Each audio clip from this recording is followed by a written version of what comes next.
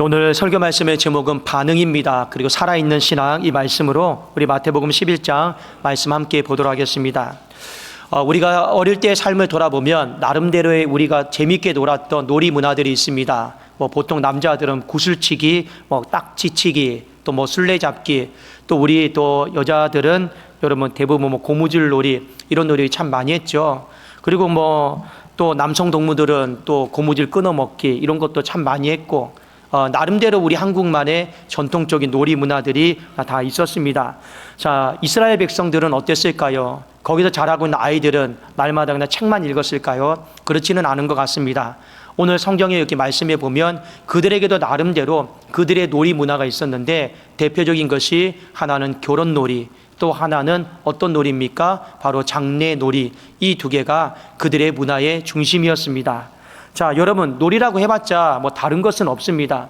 그냥 어른들이 하는 거, 그냥 아이들이 역할 다 정해놓고 그냥 흉내 내는 거예요. 흉내 내는 겁니다.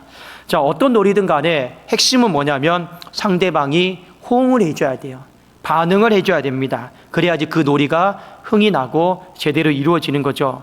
예를 들어서 결혼놀이를 한다. 누군가가 흥겹게 피리를 불어요. 우리 표현을 하면 딴딴딴딴 이렇게 피리를 부잖아요. 그러면 상대방이 어떻게 해야 돼요? 입장이라도 하는 척을 하고 이렇게 움직여야 되는 거죠. 그렇지 않습니까? 근데 어찌된 일인지 피리를 불어도 춤을 추지를 않더라라는 거예요. 추측컨대 재미없어. 오늘 내 기분이 좀 꿀꿀하니까, 기분이 별로 안 좋으니까 좀 이렇게 재미있는 흥겨운 놀이는 좀 하기 싫어. 그러니까 어떻게 합니까? 그러면 다른 거 해. 그러면 그것과 정반대인 어떤 놀이를 하는 겁니까? 장례의 놀이를 하는 겁니다. 여러분, 우리나라도 지금도 마찬가지예요. 시골 같은 데 가면 이 장례식에 보면 곡하는 사람들이 있어요. 여러분 보셨습니까?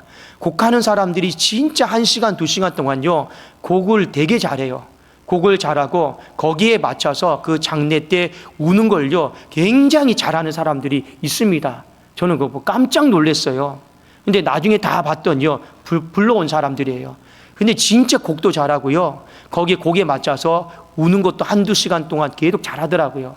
그러니까 이 나름대로 장례 놀이가 있습니다. 예를 들면 이제 가면 언제 오나, 이제 가면 언제 오나 하면 뒤에서 흐흐 막 울고 이런 놀이들을 나름대로 했겠죠. 근데 문제는 뭐냐면 그런데도 호응을 안 해주고 반응을 하지 않습니다. 그냥 결론적으로 이 놀이가 다 파토나 버렸어요. 왜요?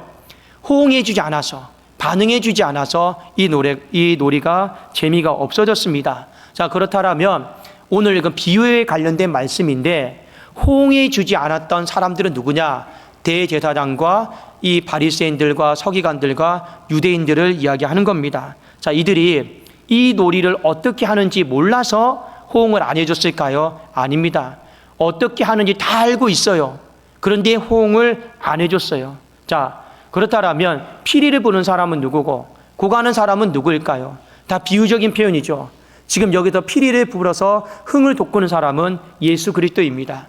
그리고 곡하는 사람은 누구냐? 바로 세례 요한입니다. 예수님은 어떤 피리를 불었습니까? 은혜의 피리, 구원의 피리, 이 제사함의 피리, 이 전부 다 우리의 인생의 기쁨이 되는 피리를 불었어요. 그리고 세례 요한은 어떤 피리를 불었습니까? 여러분, 곡하는 소리를 냈거든요. 이건 다른 말로 말하면 회개를 촉구하는 이 피리 소리를요 불었단 말입니다. 그런데 반응이 없다라는 거예요. 자, 여러분 마태복음 11장 18절 한번 띄워주시겠습니까? 자, 제가 한번 읽어드릴게요. 요한이 와서 먹지도 않고 마시지도 아니하며 그들이 말하기를 귀신이 들렸다 하더니. 자, 요한은 곡하는 소리를 내었습니다. 그런데 곡을 한다라고 하는 건 기본적으로 금식이 깔려 있겠죠. 그렇지 않겠습니까? 그런데 뭐라고 여러분 꼬투리를 잡습니까?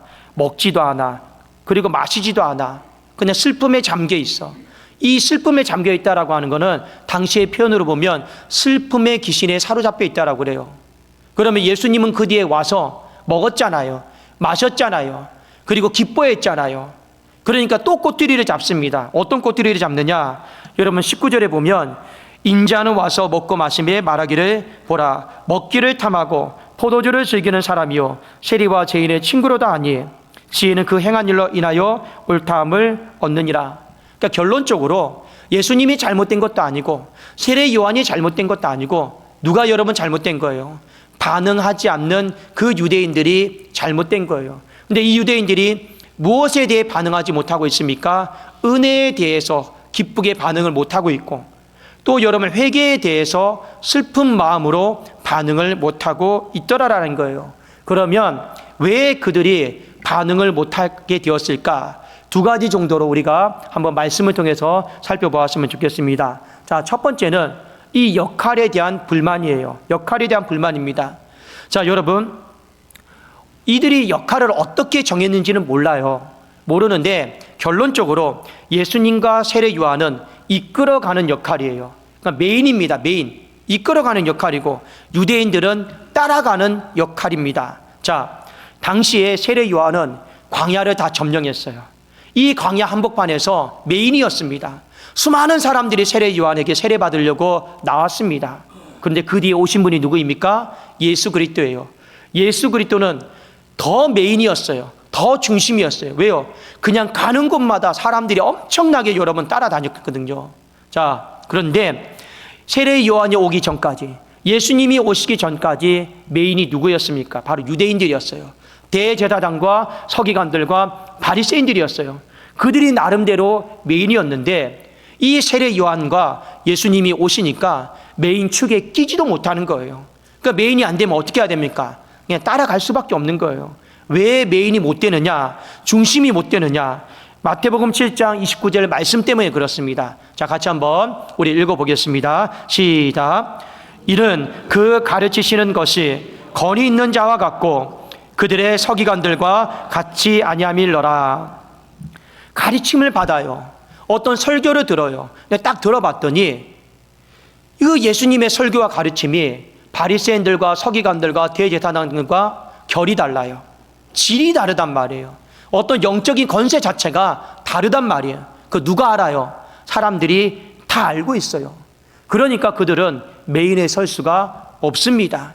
메인에 설 수 없고 어떻게 해야 되는 거예요? 따르는 자로 가야 되는 거예요. 자, 그런데 자기가 메인이 안 되면 잘 따라주기라도 하면 되죠.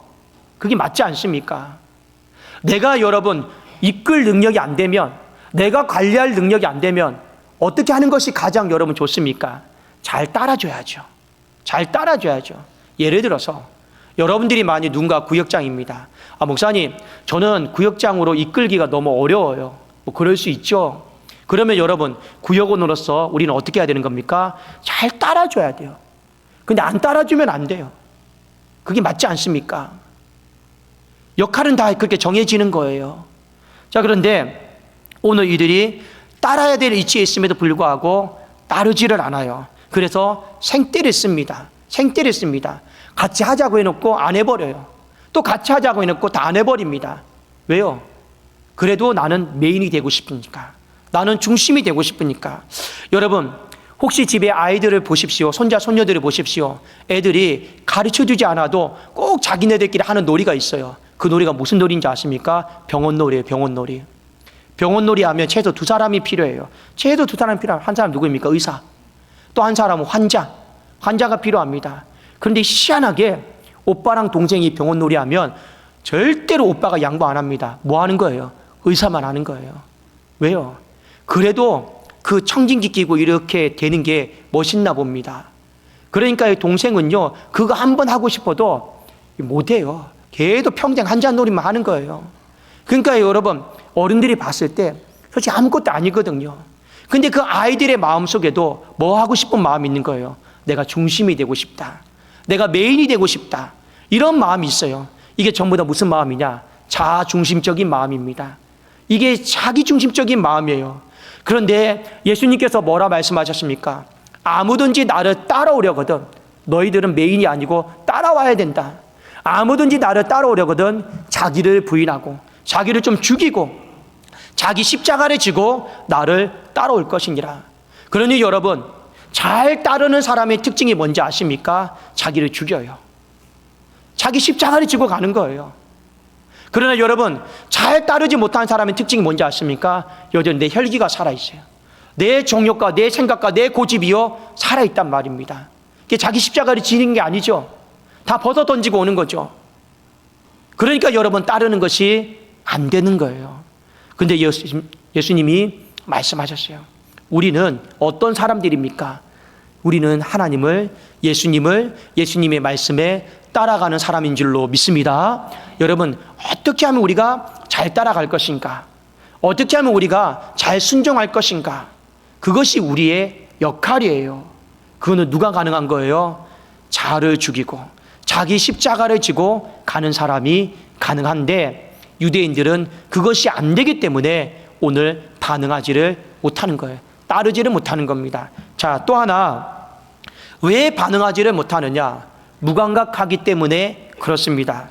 이것은 여러분 조금 더 본질적인 문제입니다. 어떤 일이든 간에 반응을 하려면 그 사람에게 생명이 있어야 돼요. 그러니까 시체는 반응을 못하는 거예요. 생명이 있을 때만이 반응을 할 수가 있는 겁니다. 그렇지 않겠습니까? 아무리 여러분이 잠들고 있어도 여러분 생명이 있으면 반응을 해요. 그런데 여러분, 생명력이 없으면 절대로 반응이 안 됩니다. 그렇죠? 이 세대를 예수님은 이렇게 말했습니다. 생명이 없는 시대다. 왜요? 회개에 대해서 반응하질 않아요. 슬퍼하질 않아요. 여러분 생각해 보셨습니까? 제가 중고등학교 때만 해도 가르침을 받았을 때, 회개할 때는 선생님이 솔직히 이렇게 가르쳐 줬어요. 정말 하나님 앞에 울고 통곡해라. 그래도 어느 정도였냐면, 어떤 잘못에 대해서 회개할 때 눈물이 나오지 않으면 이거는 내가 가짜 회개인지도 몰라, 회개를 안 했는지도 몰라, 이 정도의 여러분 죄의식과 죄책감을 갖고 그냥 솔직히 울었어요. 근데 솔직히 요즘 세대에 회개 기도하십시오 했을 때 과연 우는 사람이, 내 눈물샘이 그래도 조금이라도 마르는 사람이 과연 얼마나 있을까요? 그만큼 우리는요, 생명력을 잃어버렸습니다. 잃어버렸어요. 그냥 말로는 하나님 앞에 지식적으로는 잘못했습니다, 회개는 하지만, 여러분 정말 가슴으로 감정으로 하나님 앞에 회개하는 건요, 이 시대가 말라버렸습니다. 생명력을 죽여버렸어요. 또 하나 여러분 뭡니까? 은혜에 대한 반응이에요. 구원에 대한 반응이에요. 제3에 대한 반응입니다. 여러분, 저도 자꾸 제가 옛날 이야기했으면 죄송합니다. 근데 잊지 않으려고 그래요. 옛날에는요, 이 십자가처럼 생긴 것만 봐도 가슴이 여러분 뭉클했단 말이에요. 여러분, 어떤 사람은 길을 가다가 보도블록이 있죠? 보도블록이 전부 다 십자가잖아요. 마디마디가 가운데 가요. 그 땅만 보고 걷는데 십자가가 보여요. 그래도 가슴이 아프고 그 제3의 은혜가 생각나고 구원의 감격이 생각나고. 여러분, 찬송 부를 때 어떻습니까? 그 구원의 감격 속에서, 기쁨의 감격 속에서 정말 내 안에 절로 박수가 나오고 절로 박수가 나오고. 여러분, 성가대가 찬양했습니다. 우리 하나님 앞에 영광 돌, 이게 아니고 정말로 하나님 앞에 절로 박수가 나오고 내가 뜨겁게 찬양하고 싶고, 그런 마음들이 있습니까? 그런 반응들이 있느냐라는 거예요. 그런데 예수님이 뭐라 말씀하셨냐면, 이 세대가 반응이 다 죽었다고 했습니다. 근데 반응이 다 죽었어요. 그 말은 다른 말로 말하면 영적인 생명력이 다 죽었다라는 거예요. 그래도 여러분, 요한복음 4장 24절에 보면 우리가 잘 알고 있는 말씀이 있죠. 하나님은 영이시니 예배하는 자가 영과 진리로 예배할지니라. 여러분의 영이 살아있다라면 이 예배 가운데 영으로 반응하는 거예요. 그러나 여러분의 영이 잠들어 있고 죽어 있다라고 하면 여러분, 이 시간은 껍데기만 있는 겁니다. 껍데기만 앉아 있는 거예요. 그러니까 영을요, 죽이지 마시라는 거예요. 그러면 점점 더 우리의 삶이 어떻게 되느냐? 반응이 안 돼요. 이 핑계 때문에 몸이 힘들다, 어젯밤에 많은 일을 했다, 그냥 피곤하다, 이런저런 핑계 대고요, 반응이 안 되는 거예요. 그게 결국에 육신의 문제가 아닙니다. 영적인 생명력이 있느냐 없느냐의 문제예요. 그게 반응입니다. 그러면 왜 우리의 삶이 반응이 할 수 없을 정도로 무감각해지느냐? 성경에 몇 가지 조언을 주고 있습니다. 자, 에베소서 4장 18절 19절 한번 띄워주시겠습니까? 자, 같이 한번 우리 읽어보겠습니다. 18절입니다. 시작. 그들의 총명이 어두워지고 그들 가운데 있는 무지함과 그들의 마음이 굳어짐으로 말미암아 하나님의 생명에서 떠나 있도다. 그들이 감각 없는 자가 되어 자신을 방탕에 방임하여 모든 더러운 것을 욕심으로 행하되. 여기에 보니까 점점 어두워지게 만드는 거, 총명이 어두워진다고 했죠. 무감각하게 만드는 거, 그리고 뒤에 보면 하나님의 생명에서 떠나게 만드는 거, 영적인 생명력을 잃어버리게 만드는 것, 두 가지가 딱 나옵니다. 첫 번째는 무엇입니까? 무지함. 두 번째는 마음이 굳어져서.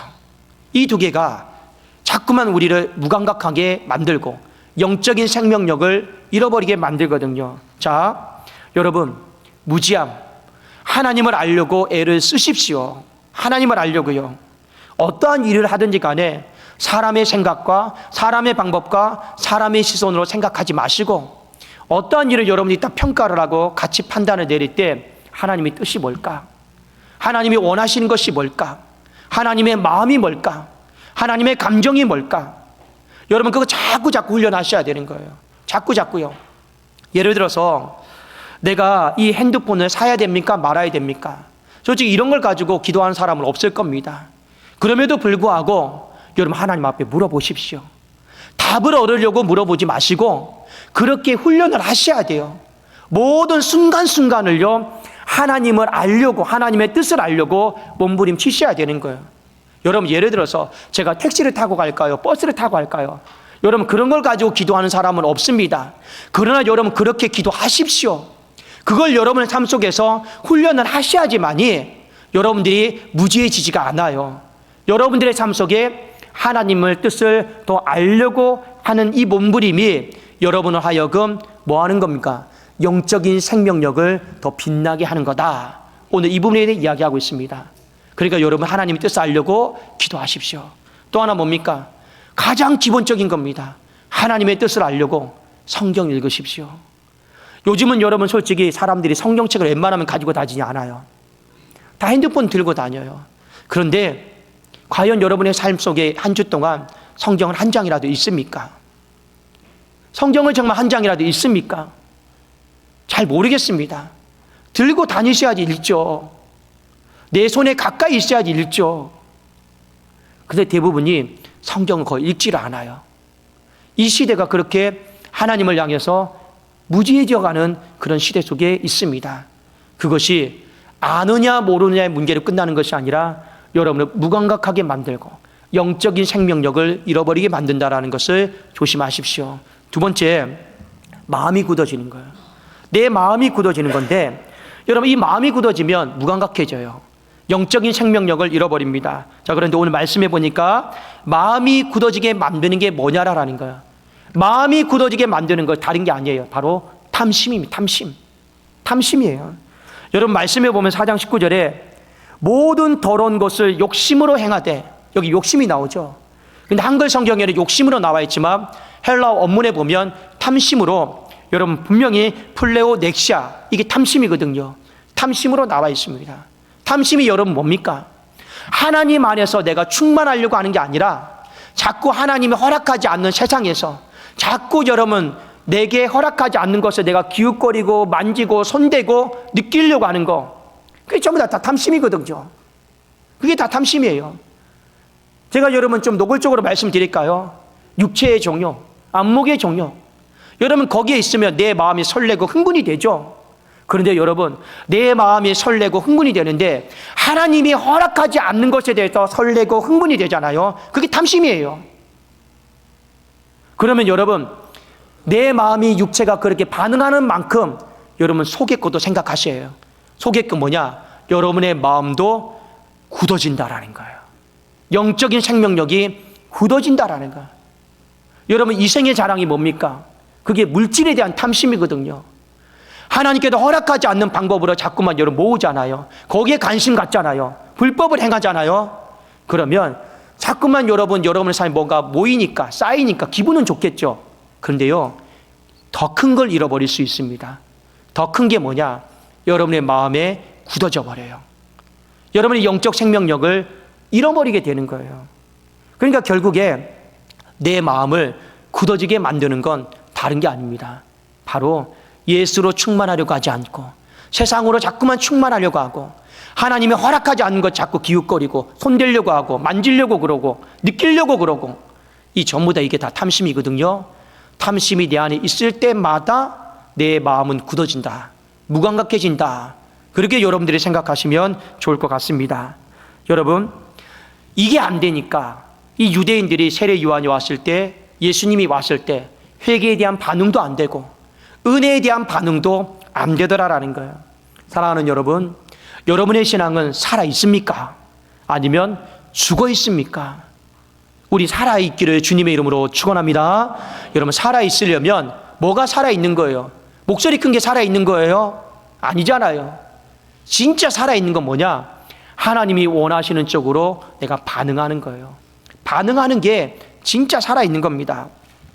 오늘 예수님은 19절 하반절에 답을 주셨습니다. 자, 한번 마태복음 11장 19절 한번 띄워주시겠습니까? 제가 한번 읽어드릴게요. 인자는 와서 먹고 마시매 말하기를 보라 먹기를 탐하고 포도주를 즐기는 사람이요 세리와 죄인의 친구로도 아니. 제일 마지막에 있는 말씀이 중요합니다. 지혜는 그 행한 일로 인하여 옳다함을 얻느니라. 이게 오늘 본문 말씀의 답입니다. 자, 여러분, 이 말씀 구절이 조금 해석이 어려워요. 제가 잘 해석을 해드리겠습니다. 이건 뭐냐면 지금 우리가 앞에 있는 그 말씀을 보니까 유대인들이 세례 요한의 살아가는 삶의 방식에 대해서 자꾸 판단했습니다. 예수님의 삶의 방식에 대해서 걔도 판단했어요. 뭐 먹기를 탐한다, 왜 너는 또 안 먹냐, 또 세리와 어울린다, 죄인과 어울린다, 뭐 이런 삶의 방식들에 대해서 이 유대인들이 자꾸 정죄하고 판단했지 않습니까? 그렇죠? 그런데 오늘 말씀에 지혜는 그 행한 일로 인하여, 이건 뭐냐면 세례 요한과 예수님의 삶의 방식은 지혜로운 방법이었다라는 거예요. 지혜가 이끌어가는 방법으로 그 지혜가 이끌음 속에서 순종했다라는 거예요. 다시 한번 말씀드립니다. 지금 계속해서 삶의 방식에 대해서 판단받고 있어요. 그런데 세례 요한과 예수님의 삶의 방식은 하나님의 말씀, 그 지혜가 인도하는 대로 따라갔고 그 지혜가 인도하는 대로 순종했던 삶의 방식이었습니다. 그 삶의 방식이 하나님 앞에서 옳다함으로 인정받았습니다. 오늘 이렇게 결론을 맺었습니다. 다른 말로 말하면 여러분 이런 거죠. 말씀대로 살려고 몸부림쳤고 말씀의 인도함 받으려고 몸부림쳤고, 다 조금 더 고급스럽게 이야기하면 성령 충만한 삶을 사셨습니다. 그 삶이 바로 살아있는 신앙이요 반응하는 신앙의 열쇠입니다. 오늘 이 부분에 대해서 결론을 맺고 있습니다. 여러분, 오늘 이 말씀을 통해서 우리 몇 가지만 삶 속에서 한번 적용을 해봤으면 좋겠는데, 자, 첫 번째, 여러분 예배 가운데 잘 반응하십시오. 예배 가운데 예배를 드리다 보면 곡소리도 들려요. 예배를 드리다 보면 피리 소리도 들립니다. 여러분, 피리 소리는 구원의 소리, 은혜의 소리, 꿀보다 더 단 말씀의 소리, 성도들 간에 여러분 만나는 그 교제의 소리, 그게 전부 다 피리 소리 아니겠습니까? 여러분, 곡소리는 뭡니까? 회개를 촉구하는 그런 소리들 아니겠습니까? 이 소리들이 다 예배 안에 다 있어요. 그러면 저나 여러분들이 이 예배 가운데 잘 반응하시라라는 거예요. 곡소리가 들리면 어떻게 합니까? 내가 어찌할꼬? 가슴을 쳐야죠. 한 귀로 듣고 한 귀로 흘려버리면 어떡합니까? 가슴을 쳐야죠. 여러분, 그게 안 되면 침 발라가지고 눈에 이게 대야죠. 그게 신용이라도 해야죠. 안 되면. 여러분, 그게 맞지 않습니까? 눈물이 안 나면 침이라도 발라가지고 이게 대야죠. 하나님 앞에 그래도 내가 의지라도 표현해야죠. 그게 반응 아니겠습니까? 여러분, 피리 소리가 들리면 어떡합니까? 찬양대가 여러분 피리를 불렀어요. 아이고 뱀 나오니까 그만해라. 이러면 됩니까? 안 됩니까? 그런 거 없죠. 정말로 여러분 반응해야죠. 그냥 건성 이런 것도 아니잖아요. 그렇잖아요. 찬양을 부를 때 여러분 정말로 마음을 다해 부르시고, 말씀을 드릴 때 어떻게 하면 내가 더 한 자라도 놓치지 않으려고 할까? 그게 전부 다 예배 가운데 이 피리와 곡소리에 반응하는 거 아니겠냐라는 거예요. 우리 부디 예배에 잘 반응할 수 있기를 주의 이름으로 축원합니다. 잘 반응하셔야 돼요. 자, 두 번째, 교회를 세우는데 잘 반응하시라라는 거예요. 여러분, 오늘 비유의 목적은 단순히 이스라엘에 이런 놀이가 있다, 장례 놀이가 있고 결혼 놀이가 있다, 이거 여러분 소개시켜 주려고 하는 거 아닙니다. 마태복음의 전체 주제는 뭐냐면 제자예요. 제자입니다. 그 제자를 통해서 하나님 나라를 만들어 가려고 하는 거예요. 오늘 왜 세례 요한이 피리를 불고, 예수님이 왜 피리를 불고, 세례 요한이 왜 곡하는 소리를 합니까? 제자를 부르고자 하는 거예요. 제자 불러서 하나님 나라, 교회를 세우고자 하는 거예요. 여러분, 교회 안에서도 마찬가지입니다. 목자가 성도에게 또 서로가 서로에게 교회를 세워보자고 건면할 때가 있어요. 그게 피리 소리고 곡하는 소리입니다. 여러분, 얘가 한번 피리 소리를 한번 건면해 볼까요? 이런 겁니다. 우리 성도님, 우리 집사님, 하나님 나라 세우는 것도 얼마나 상급이 있고 얼마나 복된 일입니까? 얼마나 감격스러운 일입니까? 우리 한번 같이 세워나가 봅시다. 이거 진짜 행복해요. 이게 이제 피리 소리로 건면하는 거죠. 곡하는 소리가 뭡니까? 제발 좀 나 좀 도와주세요. 제발 좀 나 좀 도와주세요. 힘들어서 못하겠어요. 그래, 좀 도와주세요. 같이 좀 도와주세요. 이 곡하는 소리 아닙니까? 이런 소리든 저런 소리든 반응을 하시라니까. 반응을요. 어떤 반응입니까? 내가 힘이 되어드리겠습니다. 내가 순종하겠습니다. 내가 따라가겠습니다. 그런 반응이 있을 때 교회는요, 하나님 나라는 더 세워지는 것입니다. 여러분, 목사가 앞에서 곡도 했고 목사가 앞에서 피리까지 불었는데 모른 채 하고, 그러면 여러분 교회가 세워지겠습니까? 안 세워지겠습니까? 안 세워지는 거예요. 오늘 이 비유의 목적은 하나님 나라 교회 세우는 겁니다. 마지막 하나, 여러분 이건 반드시 조심하십시오. 이거 여러분 탐심 조심하지 않으면 여러분 무감각하게 된다라는 겁니다. 탐심은 반드시 조심하십시오. 우리에게 유혹이 될 만한 탐심, 눈에 보이는 육체의 정욕과 이 안목의 정욕과 이생의 자랑은 물질에 대한 탐심이거든요. 여러분, 하나님이 허락한 범위 안에서만 움직이면 돼요. 하나님 허락한 시간 안에서, 하나님 허락한 여러분 바운드가 있거든요. 그 안에서 여러분 즐기십시오. 그 안에서 누리십시오. 그 자꾸만 여러분 선 넘어가면요, 여러분 그것이 다 탐심이 되고 나로 하여금 내 영적인 생명력을 다 죽게 내버려 둔다. 그러면 여러분 더 큰 것을 잃어버리게 됩니다. 부디 저와 여러분이 살아있는 신앙, 반응하는 신앙이 되어서 하나님 나라, 몸된 교회, 우리 개개인의 신앙 잘 세워나갈 수 있기를 주님의 이름으로 축원합니다. 기도하겠습니다.